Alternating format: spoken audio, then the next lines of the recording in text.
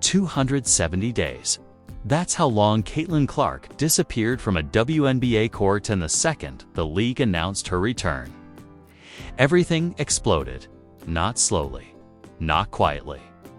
Instantly, 39 out of 44 games moved to full NBA arenas. 20,000 seats, packed, waiting, screaming, and the moment that number hit the internet, the reaction wasn't celebration, it was tension. Because while Clark's games are being upgraded to massive arenas across the country, Angel Reese is sitting in Chicago, staring at a very different reality: half-filled seats, quieter nights, and a league that suddenly feels like it's choosing sides. And insiders are saying, she did not take this lightly. No tweets, no congratulations, no support, just silence. The kind of silence that feels louder than anything she could have said. Because this wasn't just a schedule update, this felt like a statement. A message from the league about who they believe is the face of women's basketball. And for Reese, who has spent the last 2 years fighting, proving, demanding respect, it hit like a direct shot. Fans immediately split into war zones. Clark is the league. Reese built this too. Why is one getting everything? The debate turned ugly, fast, and behind the scenes. Players started whispering, coaches started noticing, and the locker room tension that's been quietly building for months just got a whole lot louder, because this announcement didn't just change the schedule. It may have just changed the entire power structure of the WNBA, and Angel Reese is right at the center of the storm, and she's not backing down. This didn't start with one announcement. This didn't start with one schedule. This didn't even start in the WNBA. This goes all the way back to the moment Caitlin Clark and Angel Reese first collided on the biggest stage college basketball had to offer, and everything since then has felt like unfinished business. Two stars, two completely different energies, two completely different narratives. Clark, the long-range sniper, the highlight machine, the one breaking records and pulling audiences from places women's basketball had never reached before. Reese, the emotional engine, the enforcer, the one who thrived in chaos, who fed off pressure, who made sure nobody forgot her presence for even a second. And when they met, it wasn't just a game, it was a statement. Reese celebrating in Clark's face. The internet exploding. Fans choosing sides like it was a war, not a sport. From that moment on, everything changed. Every matchup became personal. Every stat became a comparison. Every headline turned into a debate. And when both of them entered the WNBA, that tension didn't fade. It multiplied. Clark arrived with a spotlight the league had never seen before. Sold-out arenas, record-breaking ratings, cameras following her every move like she was already the face of the league before she even played her first professional minute.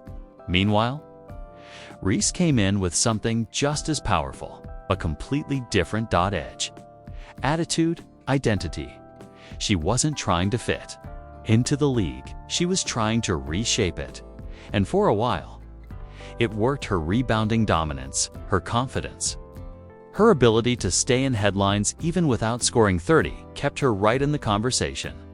But slowly, something shifted. The attention started leaning, not evenly, not fairly at least from her perspective. Every Clark highlight went viral. Every Clark stat got amplified.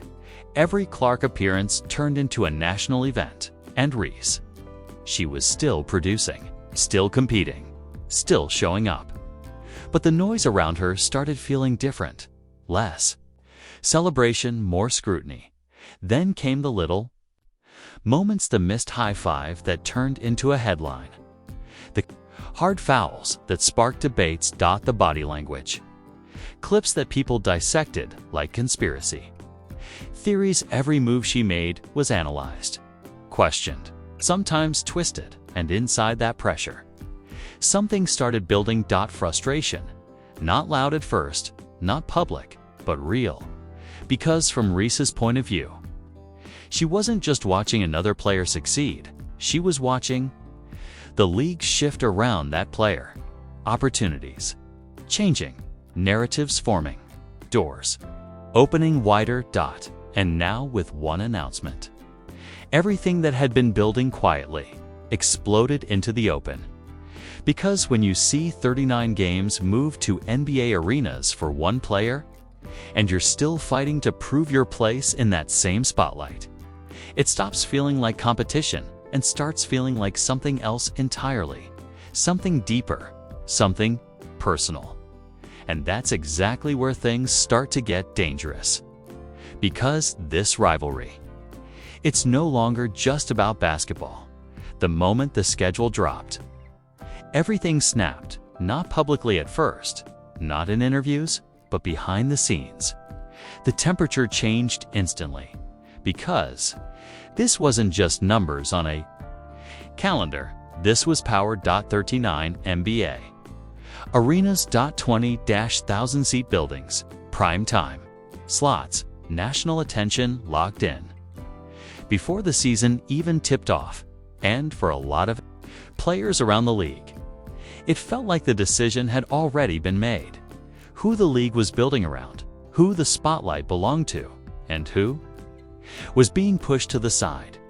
Angel Reese didn't explode right away. She didn't go on a rant. She didn't post anything reckless, but that silence, that was the first warning sign. Because when someone that vocal suddenly says nothing, it usually means everything. Then came the quotes. Carefully worded, but sharp. I'll look back in 20 years and know. It wasn't just one person. She never said Caitlin Clark's name, not once. And that's what made it louder, because everyone knew exactly who she was talking about. And suddenly, the debate wasn't just fans arguing anymore. It was becoming personal inside locker rooms. Players started talking. Some agreed with Reese, some didn't. But almost everyone noticed the same thing. The league felt different, like the balance had shifted, like one player had become the center of everything, and everyone else was orbiting around her. Then came the first real fracture. Chicago's scheduled 6 NBA arena games, only 6. And when people looked closer, 2 of those games against Indiana, against Clark, meaning the only reason Chicago got those big stages was because Clark was in the building. That realization hit like a punch. Because now it wasn't just about popularity, it was about dependency. Teams weren't getting bigger platforms because of their own draw. They were getting them because of who they were playing. And that's when the whispers turned into frustration. Because from Reese's perspective, this wasn't recognition. This was erasure. She had carried storylines. She had driven engagement. She had been part of the rivalry that helped explode the league's visibility. But now, it felt like history was being rewritten in real time. And then, the first shocking twist hit. Ticket data. Not rumors, not opinions. Hard numbers. Toronto, an expansion team with no real identity, yet sold out. 18,000 seats in hours. Not because of their roster, not because of their system. Because Caitlin Clark was coming to town. And suddenly, executives, sponsors, and league insiders weren't even trying to hide it anymore. This wasn't a shared spotlight. This was a takeover. Endorsements followed the same pattern. Signature shoe deals, national commercials. Brand campaigns built around one face. And while Reese had her own deals, her own presence, the gap was becoming impossible to ignore. Social media turned toxic. Every stat became a weapon. Every clip became evidence. Clark is the reason. Reese built this too. Stop disrespecting her. Numbers don't lie. The Fanbase split into two sides that weren't even trying to understand each other anymore. It wasn't debate, it was war, and inside that chaos, the first real question started spreading through the league. Is this still competition? Or has the league already chosen its star? Because if the answer is already decided, then what happens to everyone else? And more importantly, what happens to someone like Angel Reese, who refuses to be pushed out of the spotlight? Because now it's not just about proving she belongs. It's about fighting something much bigger than one player. Fighting something much bigger than one player. And the next move she makes might change everything, and that's when everything stopped being subtle. Because up until this point, you could still argue it was perception, narratives, fan opinions, media bias. But what happened next? That couldn't be explained away. It exposed something deeper. Something the league didn't want to say out loud, because while Caitlin Clark was being prepared for a 39-arena takeover, Angel Reese was walking into locker rooms where the energy had shifted. Teammates weren't saying it directly, but they were feeling it. The difference in attention, the difference in coverage, the difference in how the league was moving. And that kind of tension, it doesn't stay quiet for long. It leaks in body language, in missed passes, in those small, awkward moments that cameras catch but nobody can fully explain. Then came the second twist. And this one hit hard, because it wasn't about arenas. It wasn't about schedules. It was about money, real money, the kind that decides careers. The league had just locked in a massive media deal, billions. On the table and behind closed doors, executives were already connecting the dots. Viewership spikes, ticket demand, merchandise explosions. Every major growth indicator pointed in one direction: Caitlin Clark. And when that data started circulating internally, everything changed, because now it wasn't just hype, it was business. Cold, calculated, unemotional, and in business, there are no feelings, only results, which meant one terrifying reality for everyone else in the league. The more Clark grew, the more the system would naturally bend toward her. More exposure, more primetime slots, more investment, and less space for anyone else to compete. On that same level, that realization didn't sit well with a lot of players. But for Angel Reese, it felt like a direct threat, because she wasn't just competing against Clark anymore. She was competing against an entire system that was starting to revolve around her. And then, the locker room tension finally cracked. Reports started surfacing, quiet at first. Conversations getting heated. Frustration boiling over. Not necessarily direct attacks, but enough to make people uncomfortable. Enough to make coaches step in. Enough to make front offices start asking questions. Because when competition turns into resentment, it spreads fast. And the worst part? It doesn't stay contained to just two players. It infects the entire team, the entire culture. And suddenly, Chicago wasn't just dealing with performance issues. They were dealing with identity issues. Who are we without the spotlight? Who are we when the attention isn't on us? And for a player like Reese, who feeds off energy, emotion, presence, that question hits harder than anything happening on the court. Meanwhile, Clark wasn't slowing down. Her comeback performances, her presence in international play, her ability to dominate conversations without even trying, it all kept stacking. Moment after moment, highlight after highlight, and every time she stepped on a court, the gap felt bigger, not just in performance, but in perception and perception. That's what defines stars. That's what builds legacies. That's what controls narratives. And right now, that narrative was slipping further and further away from Reese, until one final moment that changed everything. A clip, short, simple, but devastating. Reese visibly frustrated on the bench, not cheering, not engaging, just watching. And within minutes, it was everywhere. Fans dissecting it, media questioning it, analysts debating it. Is she unhappy? Is this jealousy? Is the locker room breaking?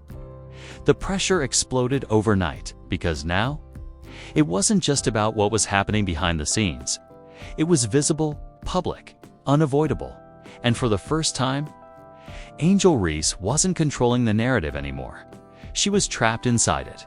And the scariest part? It was only getting worse. The moment that clip hit the internet, everything detonated, not gradually, not in waves, millions of views. In hours, frame dash by dash frame breakdowns, slow motion replays of a single expression, Angel Reese on the bench. Eyes locked forward, no reaction, no emotion, no energy, and the internet did what it always does. It chose a side.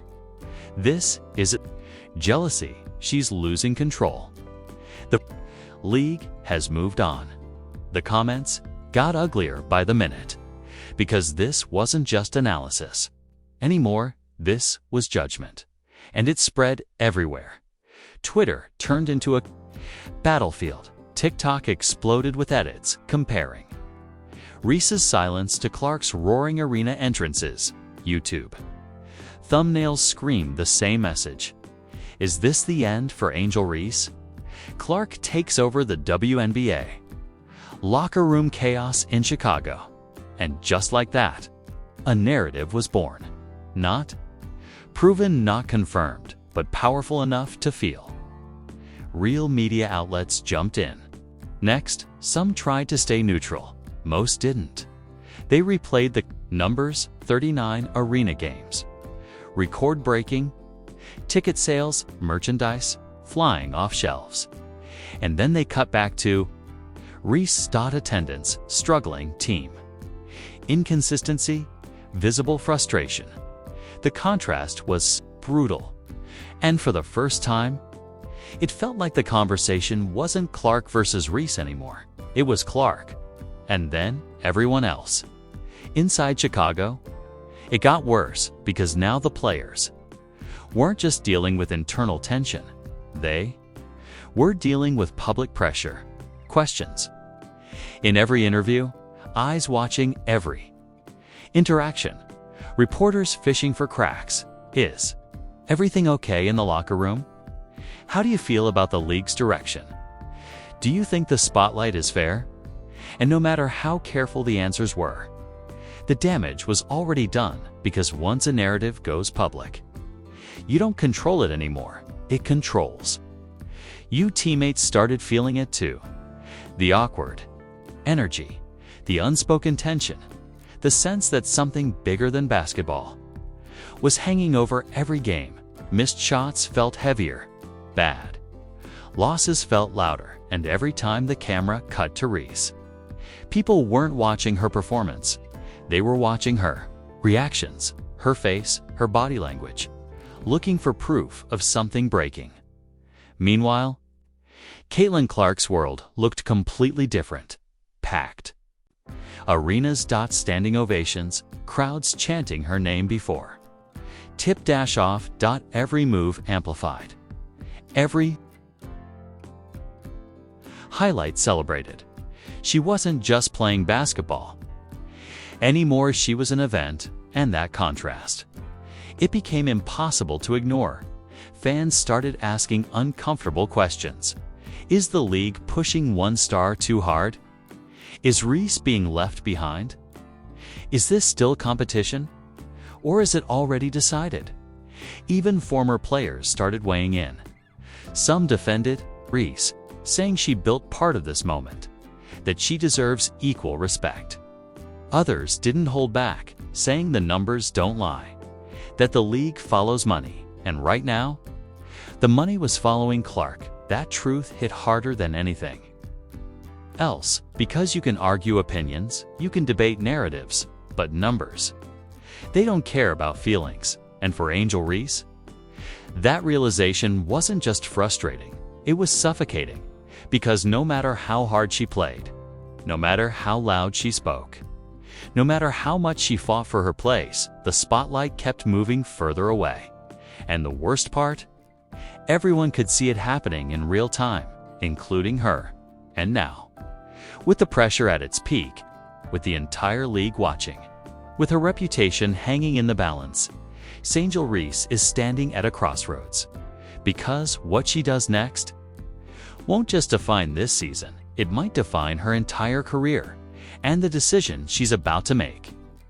No one saw coming, and just when everyone thought they had Angel Reese figured out, she flipped the entire narrative. No warning, no build-up, just one move that nobody saw coming. Because instead of firing back, instead of posting a response, instead of feeding the chaos the internet was begging for, she disappeared media sessions. Short, controlled, almost cold social media. Silent, no reactions to Clark, no engagement with the debate. Nothing at first. People thought she was breaking, that the pressure finally got to her, that the spotlight had become too heavy. But behind the scenes, something completely different was happening. Because while the world was busy arguing about who runs the league, Reese was changing the way she moves inside it. Closed door workouts, extra film sessions, private conversations with coaches, and most importantly, a shift in mindset, less noise, more focus. Because for the first time since this rivalry exploded, she stopped trying to win the narrative and started preparing to destroy it. Then came the leak. Quiet, unconfirmed, but explosive. Sources, side league circles started whispering that Reese wasn't just frustrated. She was planning something, a statement. Season, not through words, through domination. A complete reinvention of her game, expanding her offense, sharpening her efficiency, becoming impossible to ignore, not because of controversy, but because of production. And suddenly, the same people who were counting her out started getting nervous, because if Angel Reese evolves, if she turns all that pressure into fuel, if she comes back sharper, faster, more complete, then this isn't over. It's just beginning. Meanwhile, Caitlin Clark's spotlight keeps growing. Bigger arenas, bigger crowds, bigger expectations. And with that comes something dangerous. Pressure. Because when the entire league is built around you, there's no room to slip, no room to struggle, no room to fail. And if she does, even for a moment, that same spotlight that lifted her up will turn instantly. And that's where the real twist lives. Because this isn't a one-sided story. It never was. It's a collision. Two stars on completely different paths, heading toward the same destination. One trying to hold the crown, the other refusing to let it go. And the league, caught in the middle, watching, waiting, because the 2026 season isn't just another year. It's a breaking point for narratives, for rivalries, for the future of women's basketball itself. And when these to finally meet again, on a court that's bigger, louder, and more watched than ever before, it won't just be a game, it'll be a statement. A moment that decides everything.